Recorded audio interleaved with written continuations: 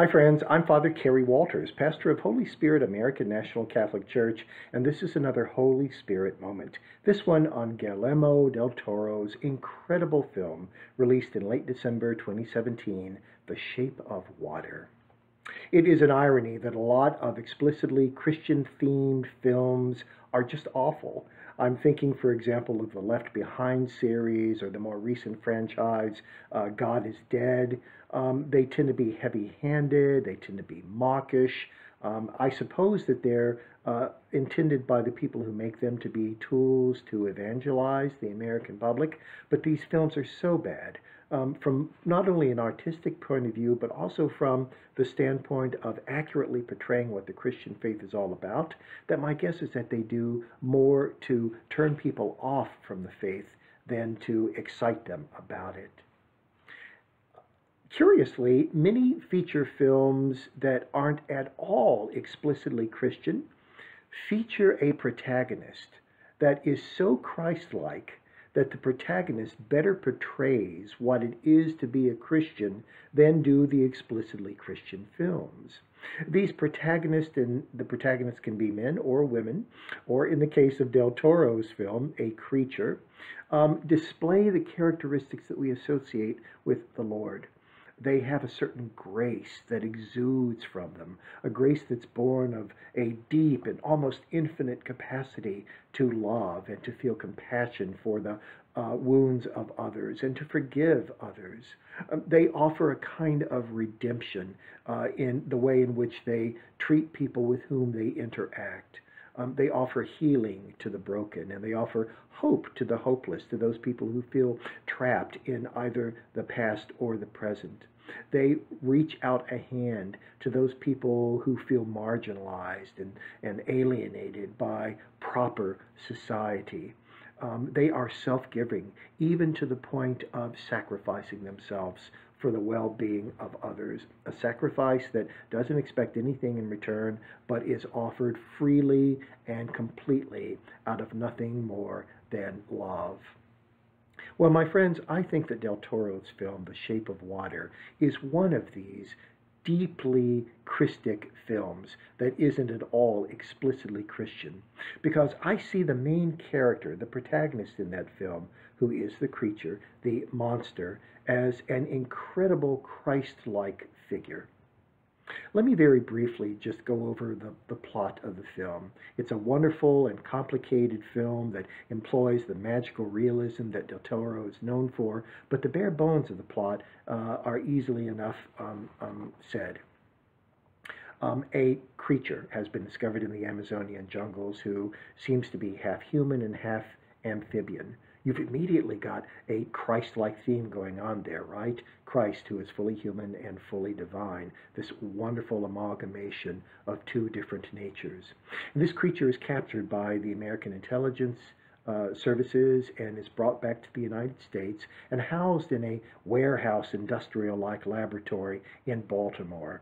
It's 1962, the Cold War with the Soviets is going on, and the hope is that somehow this creature can be weaponized to be used in the Cold War with the Soviets. And to that end, the creature is examined relentlessly by scientists in the employ of the CIA and military intelligence. And the experimentation that's done upon the creature is quite painful at times.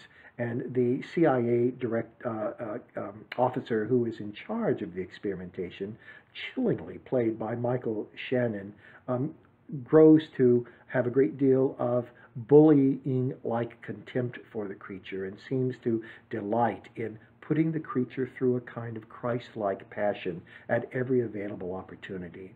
The creature becomes the suffering servant. The creature becomes an innocent being who is punished for the sins of others, in this case, the military-industrial establishment. The only person in the film who senses that there's something unique and special about the creature is a mute janitor named Eliza. Her muteness isolates her from the rest of the world, from the world's hatred and vituperation and suspicion. And so she can look at the creature with pure, innocent eyes. And he looks back at her with eyes of wonder, but also of pain because of the passion that he's undergoing. And before long, this shared pain and shared detachment from the rest of the world creates a bond of great intimacy between them. And eventually, Eliza helps the creature escape from the prison-like laboratory in which it's been held. They run for the open ocean because that's where the creature needs to return if the creature is to live. And the military operative who has been torturing the creature pursues them, finds them on a wharf at ocean's edge, and shoots both of them. And just as you think it's over and done with, this movie is going to end with this horrible tragedy, beautiful incandescent lights begin to flicker throughout the creature's body, and he resurrects. And when he resurrects, he embraces the dead Eliza, and he jumps with her into the ocean in what is a clear reference to baptisms, going under, dying to the old self, and re-emerging as a new self. And as he does that, she arises, she awakens from death, and she speaks for the one and only time in the entire film. And something else wonderfully happens. Eliza has always had vertical scars on either side of her neck. No one quite knows where she got them from. But when the creature takes her into the waters of baptism and brings her back to life, these scars reveal themselves as gills, so that she's able to breathe underwater. She's able, in other words, to respirate in union with the Christ-like figure to whom she is now joined. She has put on the lungs, if you will, of Christ. Those scars that earlier seemed to be incomprehensible then reveal themselves to be the God image that resides within her and within all of us. And the baptism, the going down into the water, brings them to life such that she's able to fully realize who and what she is. A beloved child of God, not a mute outcast, not a person that has been shunned by society, not an individual who is languishing for want of love, but a fully alive human being in the love and embrace of the Lord. There's something else about this film that is really striking. One of Eliza's friends, maybe her only real friend, is a closeted gay man who is also an unsuccessful commercial artist who appears to have had a drinking problem at one point in his life. The character's name is Giles, and he's beautifully portrayed by Richard Jenkins. Giles is the gospelist for this wonderful Christ story. He's the evangelist. He tells us the story. The film begins with his voice relaying what is going to happen in the film, and the film ends with his voice summing up what has happened. And in observing what does happen with Eliza, his friend, and this creature, this Christ-like figure, Giles is reborn himself. He's made whole himself.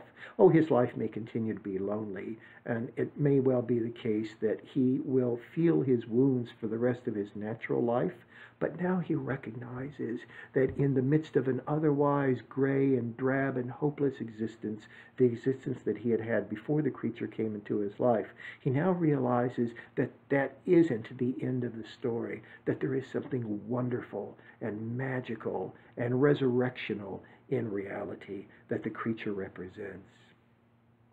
This is a Christian parable, and like all good parables, it doesn't beat us over the head with its message. It insinuates gently, it caressingly tells us that there is something in the world that defies the violence and the rancor and the division that we so often encounter.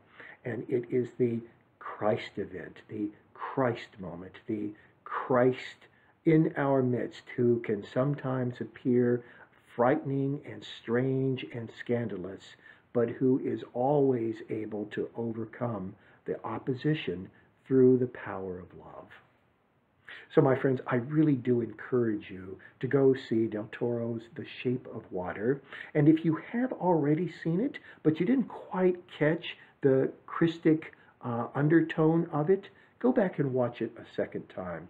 I think that you'll be amazed at just how sensitively it portrays the heart of our faith. I know I was, and for that I am very, very grateful. I'm Father Kerry Walters, and this has been another Holy Spirit moment. Thank you so much for watching.